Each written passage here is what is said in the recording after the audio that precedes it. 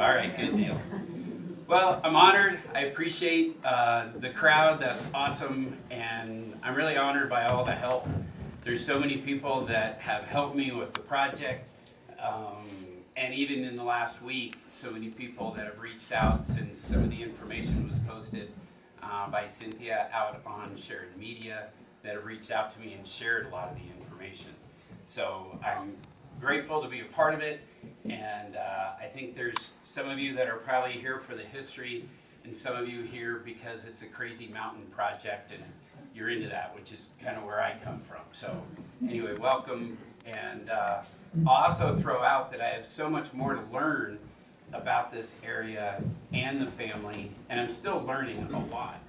And even I think Judy Slack was worried because I was a few minutes late to the luncheon earlier because I was on the phone to Leslie Nelson, one of the grandkids, was actually on the phone with me sharing even more information.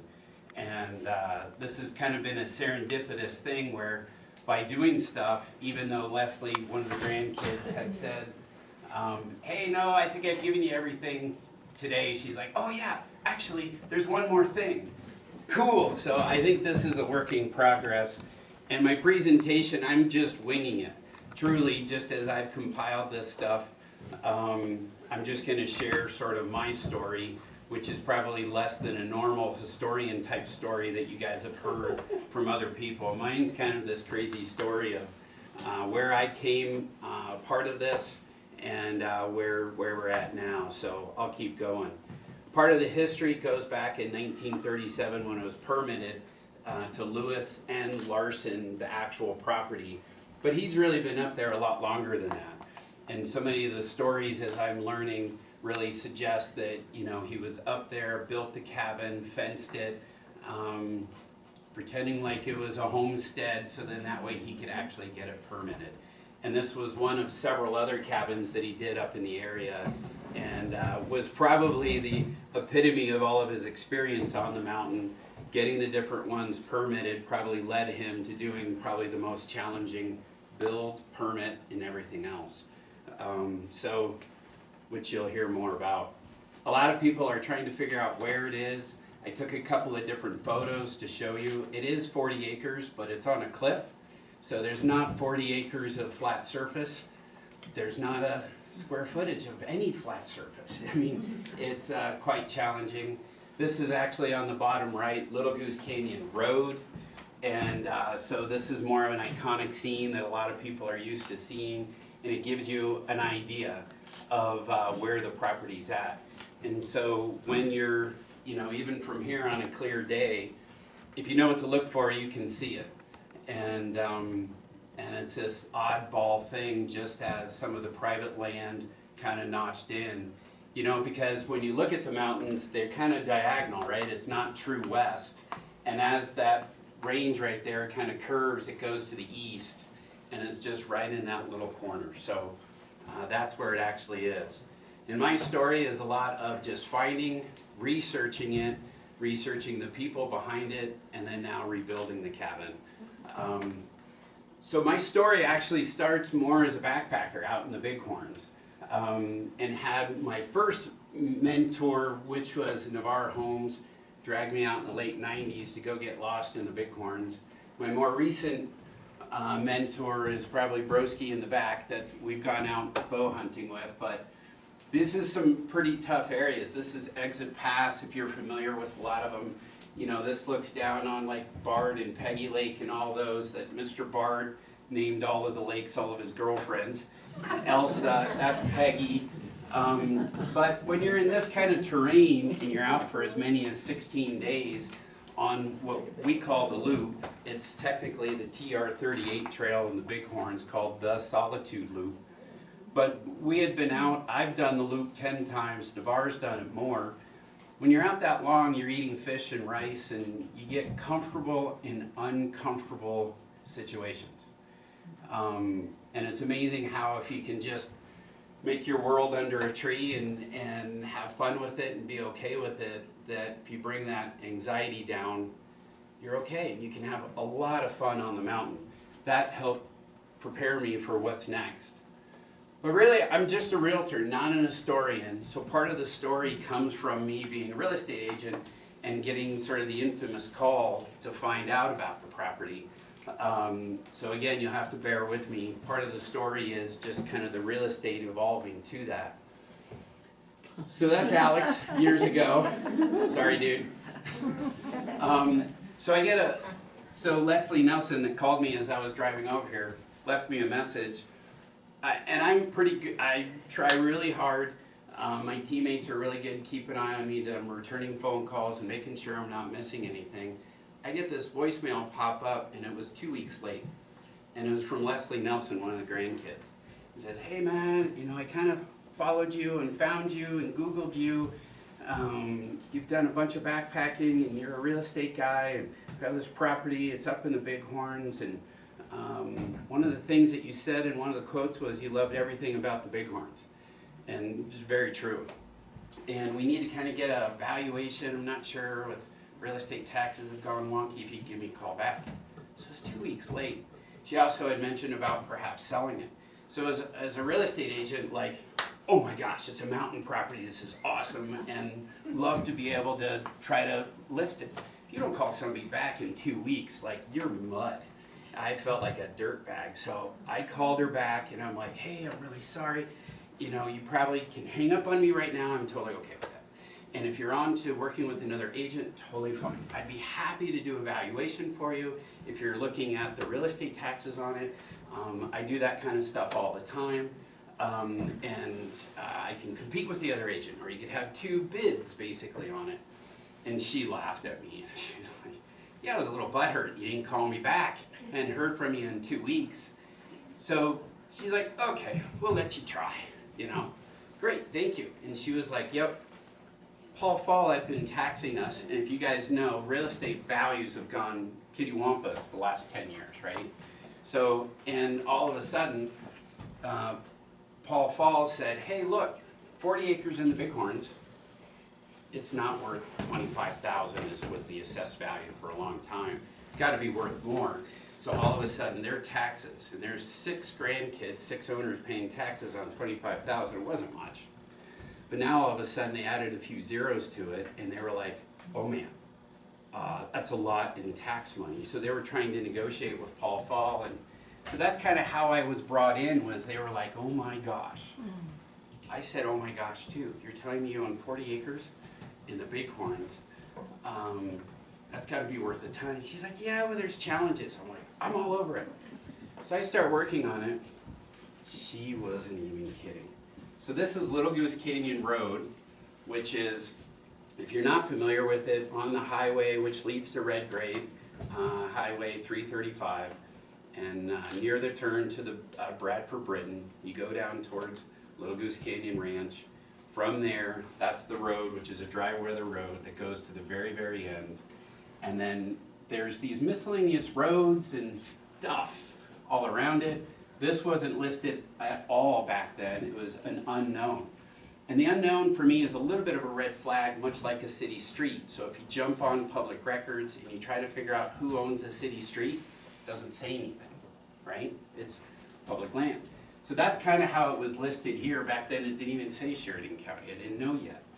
Little Goose Canyon Ranch, this is all BLM, and the green area over there was the Forest Service. Mm-hmm. It says Leslie Nelson property because at the time that was my one contact that I had. And so when I was looking at it, I called her back one week and say, yeah, there are some challenges. I'm not really sure, but let me work on it. Maybe it isn't worth, a gajillion dollars or whatever. And she's like, yeah, there's some access issues. Yeah, well, it doesn't even come close. So remember, I'm a realtor, so right away I'm calling the title company. Jody, that used to work at Wilcox, was amazing at doing this deep diving research. And the preliminary title report, which I couldn't find, literally said, no legal access. And over decades of working real estate, I've never heard of anything like that. It was even worse than that. So this is the final title commitment. It says lack of right of access from the land. It was brutal. So I was calling her every week saying, okay, now I'm trying another route. Now I'm going another route, trying to explain it to her. This is an old snap point. It's really Matthew, Heather, and Matt Westkott, but it didn't fit on that line. but it shows you how much is cliff, right? And then also ORV, which is like ATV at some of the trails. I was trying to go up in here. I tried for nearly 30 days, and it was a fun little challenge, but it was very hard to get there. Because I had to find, you know, it's kind of like Edison. He tried 1,000 ways before he found the one light bulb that worked. I found 1,000 trails that don't get you anywhere, but are all pretty dangerous. So I was calling her back saying, nope, nope, nope, this isn't gonna work. And so, but the challenge was on because I thought I was competing with another agent, right? And I'm just trying to determine the value for Leslie Nelson and family, and we needed to get on it and try to find out everything, trying to pull history, trying to get anything and everything. I have a super nerd on my team, don't I, Andy? Yep. He's got a forestry degree, and so that because I'm part of a team, it's been really great. I had a lot of help on like navigating through the mountain. It's hard. I would hear from Leslie that Lowell, one of the other grandkids, it's easy. I used to go up there all the time. And really Leslie's like, no, Lowell thinks you're full of crap. He thinks it's a piece of cake. You gotta find a better way. And so the funny thing is with all of our real estate stuff, I started posting these videos because Lowell didn't believe me. And so I started posting these just on regular Facebook stuff, and it was amazing. People were like, yeah, did you see that crazy video of that one guy? And so, Mom, this is Dudley right here. That I think got 5,000 views of the crazy people running ATVs in the Bighorns. I didn't really elaborate, but I think they're still on there and you can find a lot of them. The whole purpose was to share to the family that it is so hard to get there. He really didn't believe me, but I kept calling Leslie and I'm like, yeah, it's not 1 million, it's not 500,000. I kept going down over and over and over again. And so I randomly say, if this gets so bad to where it's just a place to park a tent, like I'm interested. You know, ironically, this is my son Alex. Sorry, you're in a lot of this, dude. And this is over up Cross Creek when he was 7, I think, which was one of the stomping areas of Louis Larsen. He used to drag his wife and family on the cut across, up and down from areas that I've been on a bunch. That's Lake Solitude, been on, I don't know, countless times. That's my gorgeous wife out at the ranch.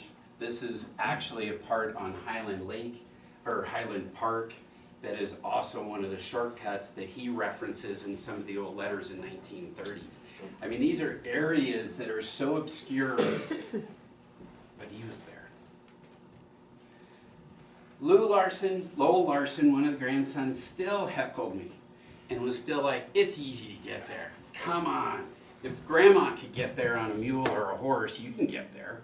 Like, it's simple. And he really, I would hear by way of Leslie how easy it is. But I would get these random photos. That's rope. Hello. I'm a hiker. I've done all sorts of stuff, but I don't like technical climbing. That's not easy for me. But that's how difficult some of it is. So I finally got there on what we now call the infamous crawl. And it's just that. People are like, yeah, but can you go? Now, a lot of the people that have gone there and they crawl up it, you know, they're like, that's awful. My teammate Ian got in really good shape, I think a year ago, and he was doing all the exercise. He's like, let's go, let's go, let's go. And I really worked hard to dial down the trip. It's a mile, but it's 2,500 feet elevation. You do the math, it's somewhere between awful and shitty, right? It is bad, and the terrain is like this. I mean, you're swimming over it, so it's not just the elevation. It'd be a piece of cake if it was just like grass. Well, it'd just be awful if it was grass, but you're climbing over that. I finally got there. Oh yeah, to finish the story, Ian and I made it up, and we went balls out crazy, 3.5 hours, right? 1 point whatever miles. 3.5 hours. Fastest I've ever done it, the crawl. Finally got there. So at that point, Lowell still doesn't believe me. So, and they call the property Cabin in the Sky. And so I created a YouTube channel for him because people are like, what are you doing? So that's where the channel started, Cabin in the Sky YouTube, and just started posting stuff to share with the family. I still couldn't find it. I've been crawling up there, zigzagging all over it. You know, I ditch work for an afternoon and just try to zigzag it, right? I couldn't find it. Leslie's finally like, you need to call Lowell. Yes, please. I was lucky. I'm at the edge of what we call Moose Point, and I get a hold of Lowell, and I'm like, hey, I'm that crazy guy out in Sheridan that's trying to, he's like, oh yeah, hey, how are you? And he's like, it's easy. It's not. So he goes, all right, you see that point where you go to the very, very edge on the cliffs and you're looking out over Sheridan? We call that Moose Point now. He goes, go there. Okay, call me back when you get there. So I go there, and he's walking through it, and he goes, when you're standing there, right, you turn around and look back, and you see that clump, and you're basically kind of looking south and a little west, and there's like a ball of rocks. Yeah. Go there, call me back. I mean, it's a hike to go there, right? And really, really grateful that I had cell service, but I only had cell service at those peaks. He starts describing the cabin. So this is, and appreciate Cynthia, I might have some other photos. Probably the only 2 photos I actually have of cabin in the sky, period. That's it. All the other cabins are pretty cool. The one that I started with, the presentation one, that's probably another one, the Stetson, or what he calls Piney Bale, some of the other cabins that he had. This is probably the only cabin, and this was somewhere right around the late 60s, early 70s. So I'm up on that clump of rocks, and he goes, so I get a hold of him, you know, I don't know, 2 hours later. So I get a hold of him, and he's like, great, you got your, you know, looking right at Sheridan? Yep. Turn towards your butt and walk off the rocks. He's like, yep, call me back. So I walk off the rocks, just dense as all get out with trees, and I kind of have to jump down and fall down, and sure enough, there it is. He was right. This is what it looks like after we cleared it out, right, for a few days. But it was dense, there was moose around. I mean, literally, you're walking around that property and you're hearing moose just 8 feet away grunting at you. And so, but that's where the cabin was. I found an old jar, which I don't have a photo of here, but there's some old videos. And he talked about they used to drink spring water, you know, with his aunt Geneva. And so I packed it up and mailed it out to her. And so there was a really great moose shed up there too, and I mailed that to Leslie. But the cabin was gone. And without a doubt, we were all heartbroken, you know? I wanted to find this. It was like I grew up on Indiana Jones and all those fun movies, and, you know, I wanted to find it. And I did, but it wasn't what I hoped for. I was hoping for the old rundown cabin of some sort. Wasn't there. So there I was, preparing to sell it, going through the different options, and it's awful. I mean, and just going through in my mind, like, okay, how are we going to go through this? You know, everybody's going to be like, yep, I'm going to give you a, you know, 6-figure plus for that thing, contingent on access. It's never going to happen. It's in a roadless area, literally roadless area. If you look up congressional stuff, it would take an act of Congress to put a road up in there. And then the one road, which is on the BLM, you know, it's like, yep, go for it, put a road in. So we were really struggling with it. Leslie then said, he said he'd be interested to buy it if, so make an offer. Okay, so we did. And we offered the one thing, because we don't have piles of cash, and it needs to be cash in order to buy it. But the one thing we could offer was a promise. It was a promise to rebuild their grandfather's cabin, and for them to come up and use it any time, and so all the grandkids. And so it wasn't just the cash that we gave them, it was also the promise of rebuilding the cabin, which is why we have the YouTube channel and why we have to get that damn thing built. So that's probably a bigger payment than anything they got, and it is still meaningful, very much so for them. So we have to do it. It's not easy. So it starts with a lot of the researching. I can't say enough about the Judys. That's kind of how I call you guys, Judy Armstrong and Judy Slack, of course. Been bugging them for years, and all of my stuff with the real estate. I'm in love with the historic downtown too, and it's always so great and important to me to, you know, research a lot of the properties that have historic value, and I think that's really important. And so they've been so helpful. And so going back and researching a lot of this stuff, this is a brand new photo I just got from Cynthia, thank you. And those have all come out of the woodworks of talking about this guy. And there's a lot of information that's out there that is wrong or different. And I think some of it starts with him. So there's different registries that said he was born in 82, some that says 84. His daughter, I believe, said 83, and that's what his tombstone said. I think he was trying to sign up for stuff saying he was older when he was 18, so he lied and said he was older when he was really younger. And then he was trying to get on some other mountain lakes, and he was trying to be the caretaker up on the mountain. He was trying to say he was younger. So he died at somewhere between 58, 59, and 60. Your guess is as good as mine. But I needed to find out more of the information. Geneva Larsen, Nelson did a biography on her dad, and it's probably the most accurate, and she shared it with lots of different people. And so that's given me a lot of information. Born 4th of July 1983, probably. Parents of immigrants from Denmark who continued the Danish sort of business of dairy down in Omaha, Nebraska. He didn't want to be a farmer. He obviously had a crazy spirit and wanted to move out west. And that's just exactly what he did. So one of his first stomping grounds was up in Story, and it was early 1900s. 1903 is when Geneva said that he came to Wyoming, and he did a lot up there. Definitely the Bighorns, claimed his heart, and wanting to get into the lofty peaks and running around Story and playing around in the West.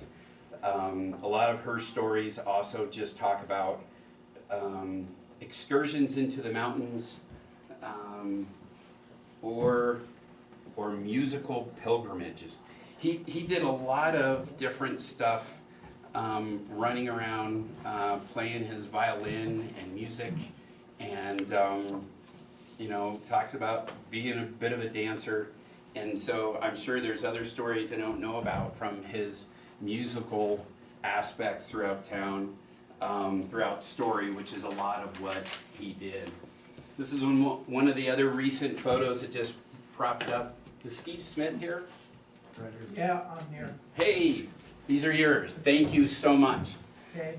Been really blessed just to meet him a couple of days ago, and he shows up and he's sharing me some of these photos. This one took me back the most.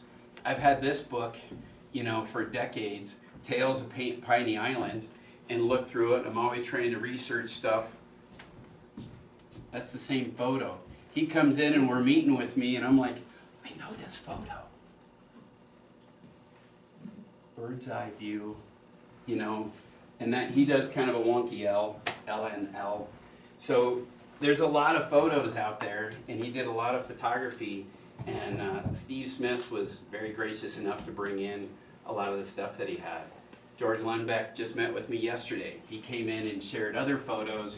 Of course, he had the iconic view that he literally climbed up a tree, the fish hatchery, Moncrief Ridge, lots of different photography, and postcards, which is, I think, my wife was asking me, like, well, what was he known for? I know he's this crazy guy and built our cabin years ago, but I think he's probably known for the most is more of the photography in the postcards. And so there's probably more people out there that know of him from his little L.N. Larsen, and I'm sure there's a lot more photos that have been out there. Of course, one of his favorite lakes, which was Geneva Lake, named his daughter after that. So this is where he lived when he lived in town, which I just looked up. And so if you know the Rader family right there, it's kind of over by the Honda dealership with a no-name bar downtown. So that's actually where he used to live. He worked for the Chicago, Burlington, Quincy Railroad as a blacksmith. But I think so much of the stuff that he did was just trying to find a way, spend a little time, care for his family sometimes, just so he could have an excuse to get up on the mountain. Sound right, Andy? Yep. So and so there's a lot of interesting things as I've gotten to know Lou Larsen, how I can identify with. And then, you know, this says from Geneva, a flaw that dogged him all his life was his reluctance to pay a bill.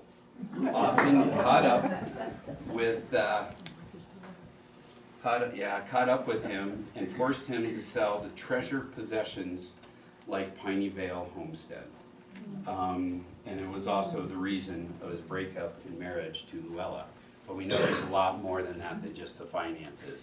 It would have been really tough.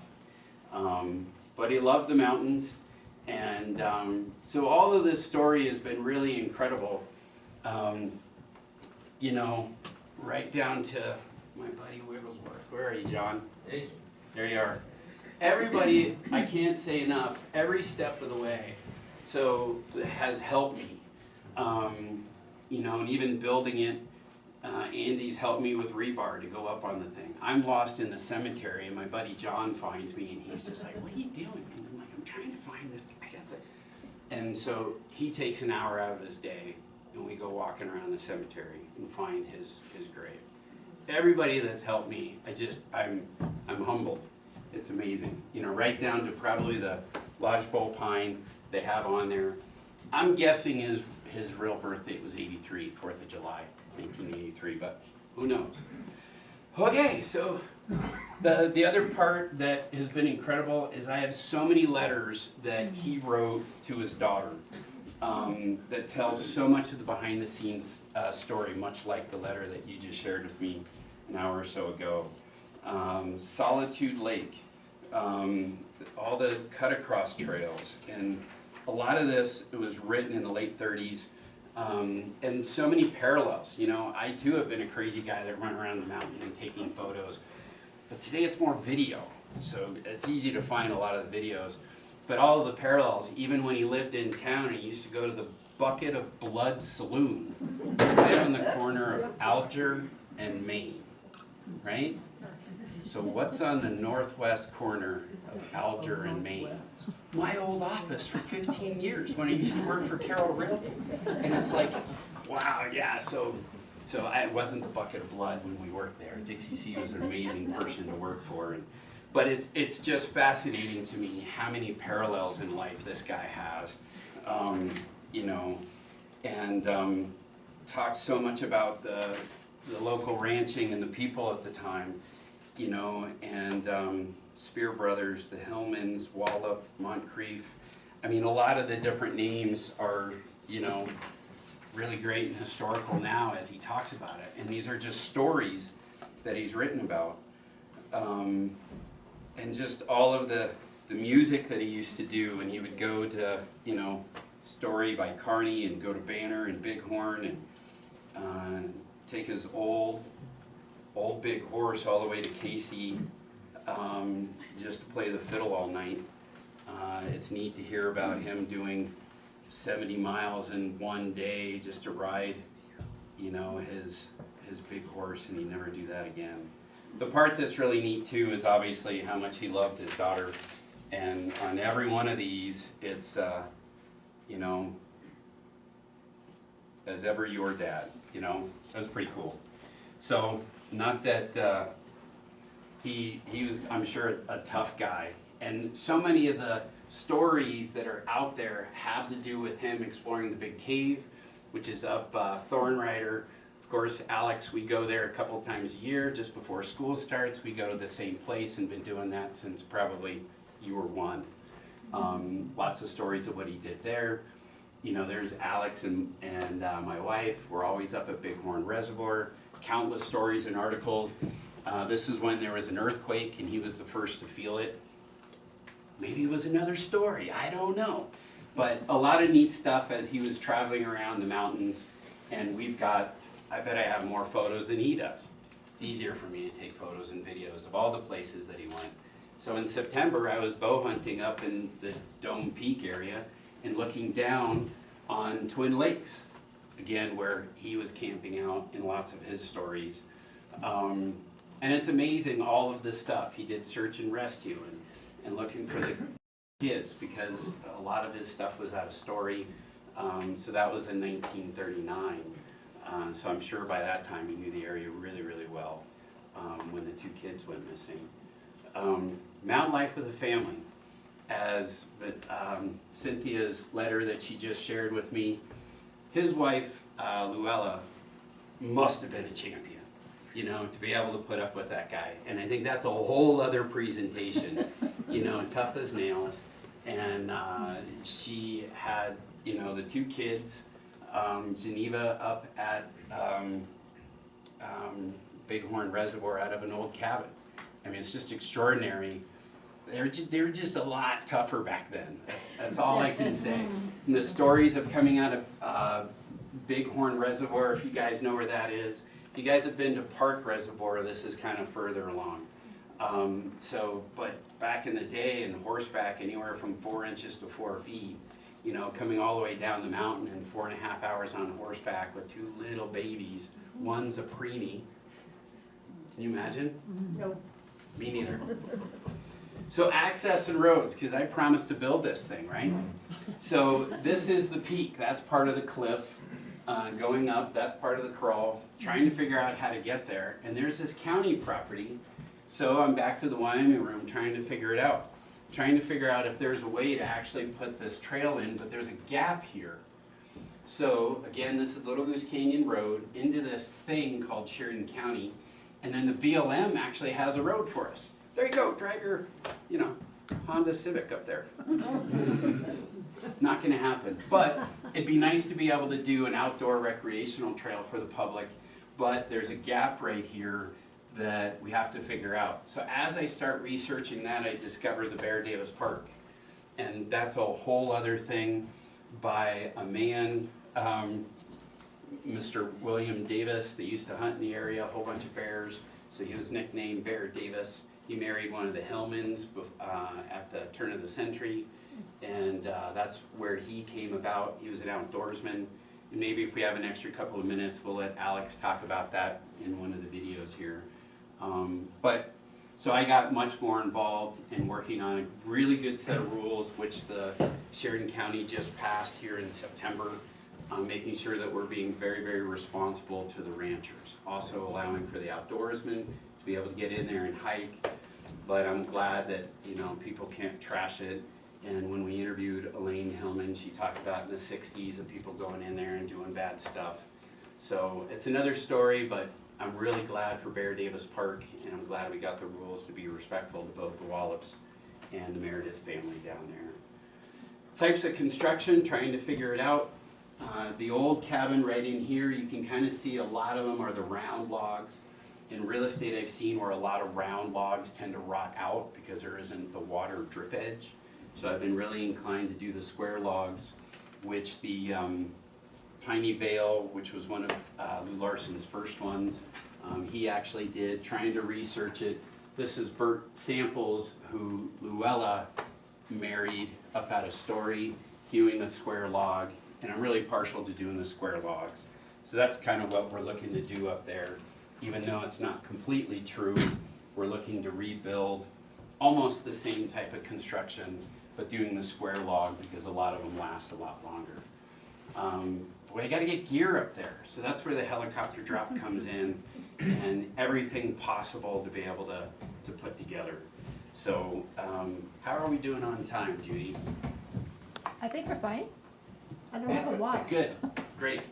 Well, so what I thought I would do, I think there's some people that have probably seen some of my crazy videos, and so I did a condensed version, but it's still about 20 minutes long. And so it'll give you an idea of how we're trying to rebuild it, the challenges, the craziness, because it is just crazy. So you're welcome to stay, but if you've seen a lot of these, I wouldn't blame you if you say, yep, no, I followed you for the last year, then you probably know.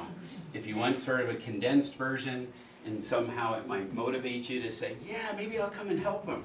Would love that, but there's been a lot of people that I've asked to come and join, and when they find out where they have to go, they kind of back out. So give me just 1 second here, and I will get this going on the video.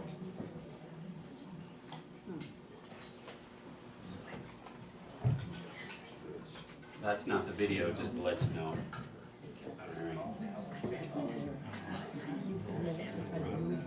All right.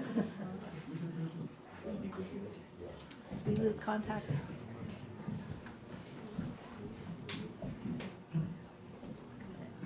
All right, I don't know how this volume's gonna work, so Bob, I'm gonna need your help in the back, okay, buddy?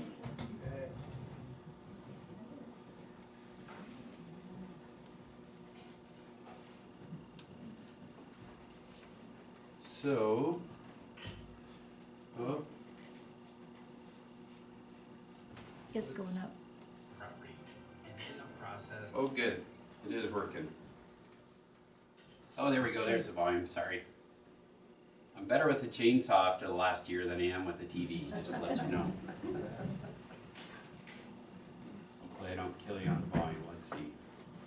I was called to help a family with their mountain property, and in the process, You're okay, Bob? I fell in love with it.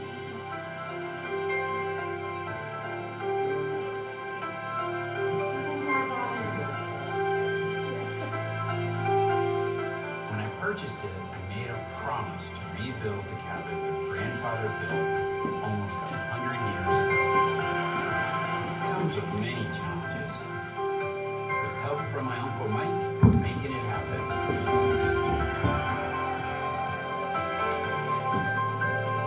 I'm a full-time realtor in Sheridan, Wyoming, with an amazing team that covers me for the month of September so I can work on the property. This year was especially challenging, but I'm so grateful to see progress made.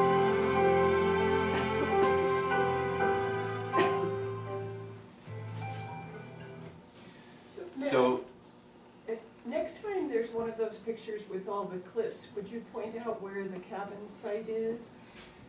Or you're not able to? it's probably too difficult. Okay, no worries. Yeah, I Just wish I curious. could. I tried so, yeah, it's so difficult. So we spent over a year trying to plan this helicopter drop, and I can't say enough to my wonderful crazy uncle, Dr. Michael Strawn. He was my doctor decades ago, and he is my uncle by marriage, and we just became great friends, and man, he's been so helpful. We spent about a year figuring out these super sacks and planning stuff, and even came across an old methane well house hut to be able to use as a storage because we needed to get things going. And it was a whole venture in just planning the drop just in itself, but in order to make it happen, I wasn't gonna be able to do it with horses, a saw, a little tar paper, and an axe. Here we are after the helicopter drop, just below the flag. Looks like the helicopter pilot did a fantastic job. So the hut was put in the wrong location, but we're gonna try to slide it using the super sacks that we use for the helicopter lift and make it a little slicker on the ground. Plus, we'll have a tarp ready to go. I wish you were there, Andy. When we put it into place, It's not we'll easy. actually have a nice floor. So we'll see how the pole setup works. Hello, welcome to the mountain hut. That's temporary housing. Took us a while to actually get this thing moved. Took half a dozen pulleys, but it is here. It is awesome. It'll make for a really great, both insulated bedroom. You can see up top how the helicopter brought it in, and it is ventilated, but it's definitely made to stay warm. Perfect size for 2 large cots, which is really nice, and stay out of the weather. Someday we'll put in a window, but now that we're heading out, we're gonna pack it full of our stuff. Now that all of the gear is packed into it, it is the ultimate storage shed. Generator, all the materials, packed super high, super tight. So trying to figure out where to rebuild a cabin was a super challenge, and the county requires 25-foot setback in order to legally do it. And so the property's not flat. And so trying to figure out where the property line was a real challenge, just even find a little spot. And most of the GPS devices that we were up there just were going wonky. It was just too much granite or whatever. But it's 40 acres. It's a quarter section. So it's 1,320 feet by 1,320 feet, and I had 2 of the pins. So a friend, Ron Pike, was like, how about a string line? And he gave me 3,000 feet of string line. So that's what we did. 1,300 foot string line in order to determine the property line. And yes, it's crazy, but really that's what we needed to do. Here is There's a lot of trees in the way, so we had to cut out some stuff. see the string line up above to the left of the clearing. You can also see the old barbed wire fencing that was there. This also gives you a good look. Everything's harder. You know, my son and I just built a spring box, a barrel up there, so we can actually have drinking water. This year, I had to backpack water in. Everything's harder, just figuring out a line. Where I was hoping to put the log cabin I thought would be better was really worse. And it was really a grateful thing that, you know, the county would allow with the ordinances if I did it on the exact same spot, which added some more work, but in some ways it was just better. In my heart, just so much better that I was forced to do it. And I'm just rebuilding the cabin. It's not something new, and it's fully legal within the lines, but it was so dense you can see the amount of brush that we had to take out just to walk around. In the end, I resubmitted the permit and changed the new cabin site location to the same location of the original cabin site. Thanks to County Planner Mark Reed to help me with the ordinances that allows me to rebuild on the exact existing location. Here is the beginnings of building the foundation of the new cabin in the sky. You can see where we've utilized the old foundation rocks, anchor bolts in there, and gone around and building literally at the exact same spot, anchoring the old rocks and using them for the footer under the footer, even using one of the old platform rocks. Here's one of the old footer rocks underneath it. And they had an old stash barrel. We dug it out, found lots of cool items, old IGA mason jar, some other metal, lots of nails obviously, and put back in 2 55-gallon drums. And Uncle Mike, Mr. Dr. Strawn here, came up with a brilliant idea, some really great drainage if and when any water should get in the crawl space. It's protected to keep it out, but it'll shed right out at the low points. I'm so excited. It's gonna come out so great. Extra rebar is gonna reinforce it. I'll show you when we get the concrete poured. So we're doing a bag method for mixing concrete. So we put the bag in here. It gets 2 people, pour the water in, which is great. And then all we gotta do is grab the end of it, and we got a system. Go ahead. One. So while this was going on, there was a helicopter flying over. And we were like, what the hell? Like, hi. Well, I know better. So I've lived in the county for several years, and we have a controlled fire over there, really safe spot that we're trying to burn a lot of the brush. And I forgot to call the sheriff's office. I know better. And so, you know, Levi Dominguez is a friend of mine. Wonderful. I felt like a heel, and they thought there was a fire going on. Now this was 2 years ago, so this wasn't this last year, but there was a helicopter flying around. So I go up to grab some water on some of this, and my phone goes off, and my wife's calling. Hi, honey. You see that helicopter over you? Yeah, it's the cops. You forgot to call in that fire. It's a Porsche. Oh man. Anyway, I bought a lot of donuts for a few weeks and apologized greatly. And wasn't a big fire, but I'm so excited. that was It behind the came out scenes. even better than I hoped. Uncle Mike was brave enough to attempt this huge tree to put down so we could use it for big enough square posts. We called this tree the angel tree because I think there is an angel looking out for Mike, and because it didn't hit him.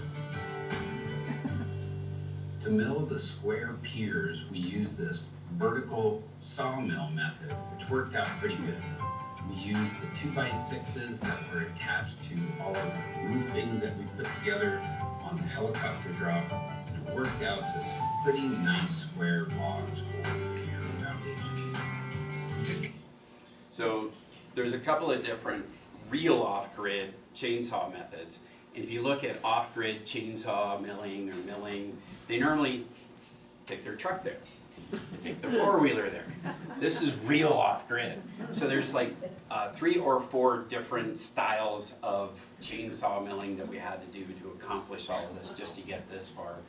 This is the Shosugiban, or the preserving the wood. So we did that on a lot of the wood foundation stuff where we're burning it, charring it, scraping it. It's a lot of work, but wanted to make it last. And it's just tough. So Orders turned out to be rotted. We only could use very few pieces short and just did our very best to get as much cover as possible. Okay, we have completely treated all the wood skirting. It's really come out great. And now we are wrapping everything with the tar paper. And that way it's going to be super watertight. So can't wait to show you when we're done. Mike kept a great attitude through this whole process. He even carved my son's name, Alex, into one of the piers. he's 72, I'm Secured the 52. wood piers to the concrete footers. He's pretty We used tough, a hammer 72. drill with our generator and penetrated the concrete, putting anchor bolts into the concrete with an L bracket and attached it with wood lag screws to the piers. Tar paper's going on. We're wrapping it. It's going to be sealed tight. We have just completely wrapped. Awesome! Completely wrapped this foundation on the outside. It's really got triple layers. The posts at the bottom, when you add them all up, really have 4 layers. This is so watertight and secure with wood planking skirting. These posts are beefcake, 12 by 12. This is awesome. Plus it's got the water drainage. Oh, I'm psyched. So we finished putting all of the metal lath on there, and everything is tar papered up. We've got just all the drainage perfect, and the rocks are stacked and ready to go. We are gonna do the rock clad on here. We've got the stash barrels inside. So we are all excited to actually start sticking some concrete and rock on here. It's gonna be awesome. So most of the times when we're preparing everything for milling, it is a long process and we never know when the tree or where the tree's gonna come down in. Most of them are between trees and there's quite a bit of brush to clean up, branches to take care of, and then we have to lift the logs. Many of the logs will range because the cabin's 12 feet, so in order to plan for some of the edging cuts and other things, we make them 13 feet long. Some of the other ones, when we get into the roof, they'll be 17 feet long or 16 feet long. So this was this year. All the other stuff was There's previous some year. really heavy logs that we have to deadlift. And on the side of the hill, makes it pretty challenging. We also have to do makeshift little sawhorses or little things to keep them off the ground, so that way we're not putting chainsaw blades into the dirt. I'm not a professional photographer either. So those guys that do photography, like I'm sure they're bringing in, this is just my phone. This was this phone propped on the rock, and so I'm sure I could do better, but Responsible as we can means that it's not like we can move them around the mountain. So where they fall, it's where we mill them. The next part is getting a rack system and putting it on top of the unmilled log. It's round, obviously not exactly straight, and so part of the rack system involves setting it down, getting it level, pulling a string line to make sure it's straight, and leveling out with all these different adjusting screws. Then once it's, for the most part, relatively level, then we have to hammer it down so it doesn't get moved during the milling process, and then readjust. Once everything's absolutely perfect, then we can do our top cut. The chainsaw mill that we're using basically attaches to our extra long bar chainsaw. These are 72cc chainsaws that we're using for this milling cut. Basically, we're after getting a plank put together. Very heavy, very awkward, and out of balance. Needless to say, my body's a little bit out of balance after holding it. the other part is, it's amazing how, I take Home Depot for granted. From right now, I go buy a 2x4 in about 45 minutes and be back here, the whole thing, 45 minutes. This might take me a whole day for one 2x4. It was a whole thing, so. True dimension. Each of these cuts have different True sizes. dimension. Yeah, the Logs dimension that I'm so after it's are 2 by 4 4 by 8 inch dimensional cuts for the logs or for the rim joists.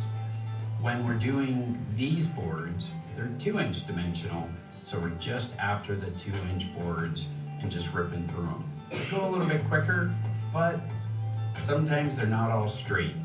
You'll see it as we go through the rest of the videos. Many times when I'm doing the milling, it's on a hillside and it is slanted, it's rough, and some of the hardest parts That are tree's the- straight, right? the logs So it's not faking my camera, it's like, every it's cut. bad.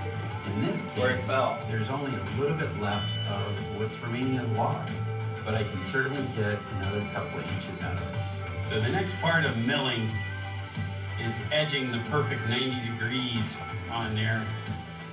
So the doctor, my Uncle Mike, puts it on this pretty sweet little setup we have, a balancing beam, and then lines everything up perfectly. He's always just double checking like a scalpel.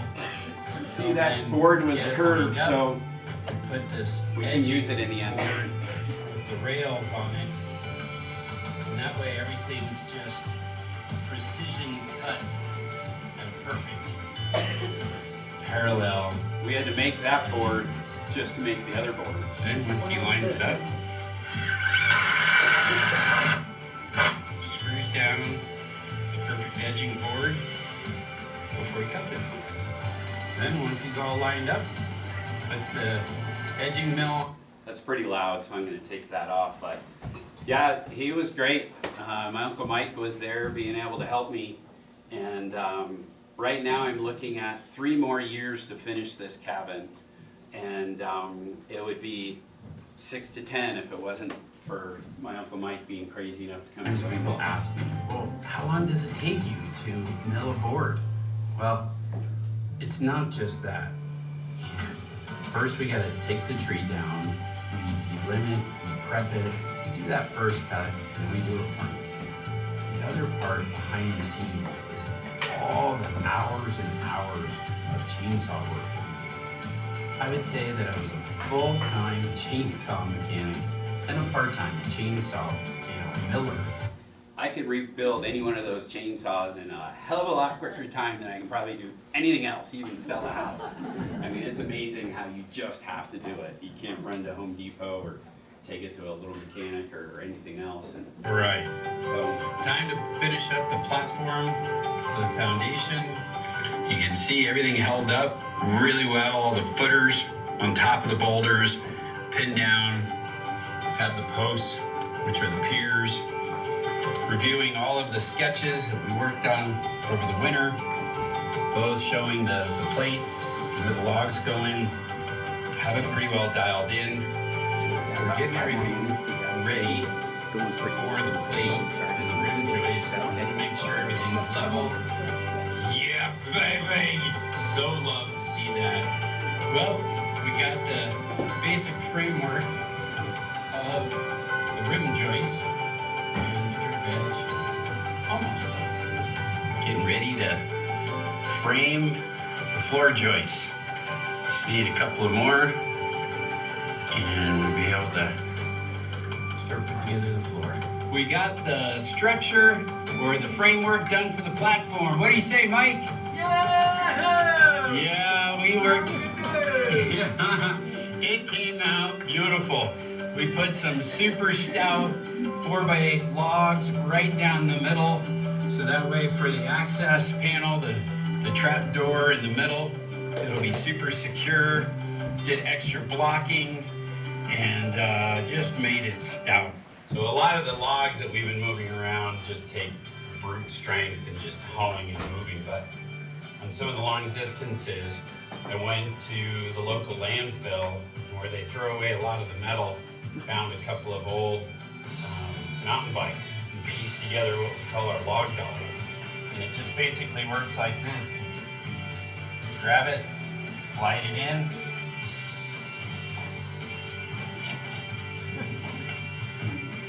Hooks on.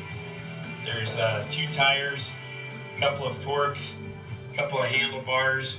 Takes a lot of the weight off. Go down the track. So Uncle Mike got a fancier one. It just doesn't work as well as that, you know. And I think Louis Larsen, you know, and Luella, they just had to work through stuff, you know, because the terrain is so different. And so Mike and I had to do that every step of the way when we're up there. A lot of milling. And we had to haul all these boards from Timbuktu, about a 30 mile. It was awful. But it's done, we got a floor, now we gotta go dance on it. Come on, Michael, do the platform dance. Yeah, baby! You get a little loony when you're on the mountain. So in the 90s, when the fire came through and took out the existing cabin, it took out all the trees. So none of the trees are big enough to be able to build anything on. Here I just talk a little bit more about just how great it is to get it done. And it really is, just to accomplish every little step of the way. Once the rock cladding goes on, the early part of the year, next year, we'll do some backfill so I have good drainage.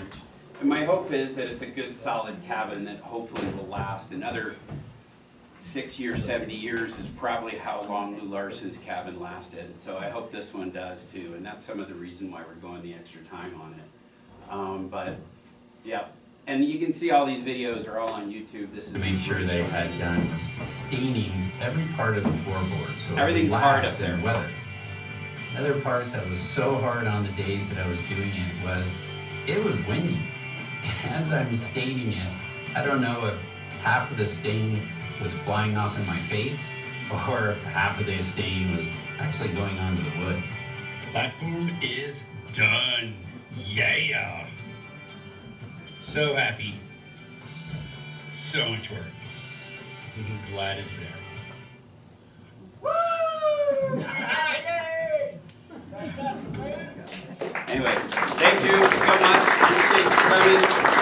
And yeah, hopefully you'll see so much more in the future. And Can I ask a question? yes, please. How big is that? It's 12 by 12. Originally, Louis Larsen that had given me directions. I learned later that he hadn't been there since 1976. So even though a lot of his direction and details were incredibly accurate, some of it wasn't. He told me it was 10 by 12. So in the helicopter drop, I planned for 10 by 12. Oops. So now we had to change to a 12 by 12, so some of the roofing won't have the same pitch, but we're able to just barely make it work. So Will you be able to put a porch on or anything like yes, right, which will be a covered deck, because I'm kind of a rule follower. So, but yeah, and then it'll be a little bit different, but it will be the same shape and size of what it was. that? How'd you find out it was 12 by 12 instead of 12 by 10? It was like an archaeological thing. You're brooming it out and finding out and everything else. Oh, those boulders? Yep, and then circling back to the family saying, is it possible it's 12 by 12? And they're, oh yeah, I think it probably was. So, yeah, yes. Well, we were talking about how long it was taking you to do everything. And then you considered Louis Larsen didn't even have chainsaws. I know, an axe and I know, it's pretty amazing. Isn't Yeah. that amazing, though? He just used axes. Yeah. Knowing a lot of his story, he was, most of his work he tried to keep on the mountain so he could spend a lot of time on the mountain. So everybody had a little more time, put a lot more sweat and energy into it. Unfortunately, I just don't have the time. Now, did he pack a lot in on horseback, I'm guessing? That's- didn't he? Probably how he went back and forth. I think he came up at a story, and then in the 30s, I think he came up at a red grade. He talked about the CCC boys doing a redo in the 30s on red grade, and then being able to backpack in. And again, that comes from all of the letters that he wrote that I'm piecing together a lot of the history. Yes, ma'am? What are the drums for, the two drums that you buried? Yeah. So Louis Larsen was known for putting stash pits all over the mountain. And, okay. So that's kind of in honoring him. So he had one in the cabin. He had them all over the mountain, I'm sure. From And so just to stash things away? Yep, we've had, there's bear up there, Yeah, yeah, above Bear Davis Park. right. And the most threatening animal on the mountain, in my opinion, is a mama moose. So we've named all, and there's a lot of neat critter videos. Alex named the mama moose up there, which is Shadow. And she's scarred face and nasty, and I'm scared terrified. I'd rather see a mama bear than that moose. And but we have put a lot of our stuff in barrels Gotcha. for the the bears getting into them. Right. And so that was a good temporary storage. And then it would be kind of a little bit of a root cellar. You saw that duct tape over it. Right. They're all wrapped with insulation on the top half, and then left cool in metal on the bottom half. Yeah, your refrigerator. Actually, our spring barrel, if you go online and see the build that Alex helped me with this year, which was amazing, and Rex Randall, Dave Randall's son, was really helpful for permitting that, and it's got a screw-off top. So we've learned that we can actually get kind of like a wet sack like they have in Alaska, where you can put your food in the wet sack, and we put in the spring barrel. And that spring water is cold. So that's actually our refrigerator. It turned out to be the spring barrel. The bear did get into that though. We had a sliced ham up there and we left it in for about a week. So we gotta make sure we keep an eye on it. Yes? So, do you have to crawl 3.5 hours every time you want to go work on it? No, the best route is where Louis Larsen probably ended, which is up at a red grade. And then when you come up at a red grade, when you're up on top, everybody refers to it as the teepee turnoff. Legally, it's called Evans Road. And then we park there, and you go by the Hellsberg cabins, which is on the left-hand side going through. And so once you go through that up on the other side, most people know going to Little Goose Campground. So we do not go that way. We kind of lop off the top. There's an old set of cabins, which I showed a squared cabin example. So that's actually at the Little Goose Cow Camp down at the bottom, and a trail called 628 that goes in front of Little Goose Peak. And the Forest Service has been really, really great to say, hey, if you're crazy enough to go maintain that ATV trail, you can do it. So 3 years ago when we started on this, it was so dangerous, but every year we've worked on it. And so the 628 trail goes to, what if you know the Stockwell Trail, which is kind of a famous mountain route. So it goes to the Stockwell Trail, we park our four-wheelers, and we backpack in 1.1 miles. So now it's a tough 11-mile four-wheeler ride, but not as bad as it was before. And then it's only a mile hike, which is a piece of cake. So we try not to crawl if possible. Yes, ma'am. Was there a purpose to the original cabin? I know there were gold mining cabins out there at one time. Yeah. Or do you know, maybe there's not enough. We're speculating. I love the mountains. I absolutely fell in love with the mountains. And there's a part of my soul up there. And so I think we all love I love to find excuses and adventures to go run around as much as I can. I think Louis Larsen probably did the same thing. I'm sure if you asked him, he'd say, oh yeah, I'm trying to get the mining claim, I'm trying to, I don't know. I think it's just a good excuse to, you know, the person taught me how to fish years ago, and I was like, what are you trying to do? You're trying to fish? And he would say, no, it's just an excuse to stand by the creek. You know, adventures in bow hunting. It's just an excuse to go enjoy the mountains, I think. Geologists say that the Bighorn geology doesn't support gold. You find that in other places, but not here. Any gold that was found in here came in on a glacier and dribbled off. I would say it's in all the adventures on the mountain. That's the real gold of the Bighorn. Yeah, they're incredible. What do you plan to use for roof? So on our, all of the details you can find on some of the YouTube channel. So I want to make the cabin kind of historic, if you will. And so I was gifted a whole bunch of old corrugated metal that's already rusted out. But then, a lot of the underlayment type stuff is like the ice and rain shield. But the roof is going to look like an old rusted metal roof. And so even the stove, if I was really authentic, I just would have used an old barrel pit and cut it out, which is probably what he used. Alex and I found one that was in somebody's garden, and it's this potbelly stove that was just ugly looking. That's about 100 years old. And Alex and I 2 years ago restored it, so we're going to backpack that in, and so it'll look like an old historic cabin. There is a company that makes metal roofs that look like shingles. Yeah, and again, they missed the helicopter drop. And it wasn't in the budget. The $3.40 that I, spent at the dump to be able to do the log dolly, it's an expensive venture to do this, and so we got to be wise on all of it. So, yes, ma'am. I have an incredible wife. I was gonna say she must be an angel. You don't even know the half of it. To put up with all this. I think she settled for me, and I upgraded and was reaching to find her. So she's amazing. Both her and Alex came up the first year. She got to ride the worst four-wheeler trail on the mountain. And this four-wheeler trail 3 years ago was so bad. If you talk to a lot of the crazy ATV, the two-wheel guys, they would be like, oh yeah, we know those switchbacks. That's kind of like the hell run. That's to see, if you have hair in your chest. I mean, it's just the hell run, and she's done it. Yeah, she's tough. Ranch girl. But any other questions? Are your videos on Cabin in the Sky, or? Okay. Yeah, that's the name of if you look for it, it's just Cabin in the Sky, Sheridan, Wyoming. And I'll try to clean this up because a lot of the narration was just pieced together. I'll clean that one up and post it. So. Thanks, Matt. Yeah, thank you. I appreciate all of you. I'm very grateful. Thank you very much.